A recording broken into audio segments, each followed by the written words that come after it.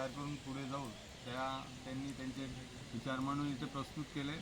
आणि त्यासोबत इथे जे बाकीचे सर्व जे मार्गदर्शक आहेत, जसं शिरभाते सर आहेत, राठोड सर आहेत, अमोल सावंत सर आहेत, देवेंद्र तेलकर सर आहेत, सुरेश वडोदे सर आहेत, कुमार स्वामी सर आहेत, हरणे सर आहेत आणि सुरडकर सर आहेत, यांनी पण आपल्याला या अनुषंगाने बरीच माहिती आणि मार्गदर्शन केलं। त्याबद्दल मी वनविद्या महाविद्यालयातर्फे या सर्व एक्सपर्टचे इथे आभार मानतो।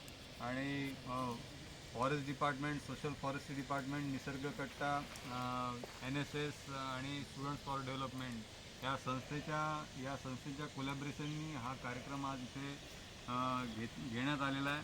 आणि अशाच पद्धतीनं आपण हा कार्यक्रम कंटिन्यूस ठेवू। आजच बोलता बोलता मागच्या वेळेसच आपण म्हटलं होतं एकदा की इथे आपण PDQ नेचर क्लबची स्थापना करू।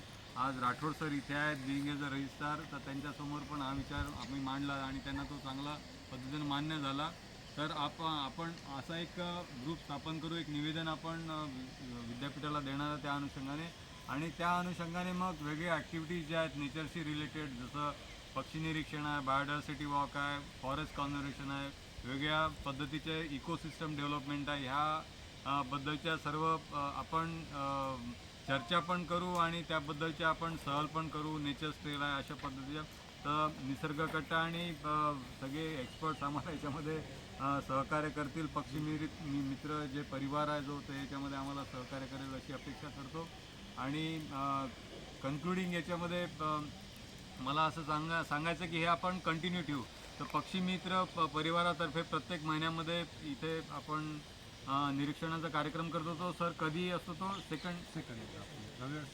रविवार सेकंडला आपण प्रत्येक जण यांच्याशी जुळू, म्हणजे ते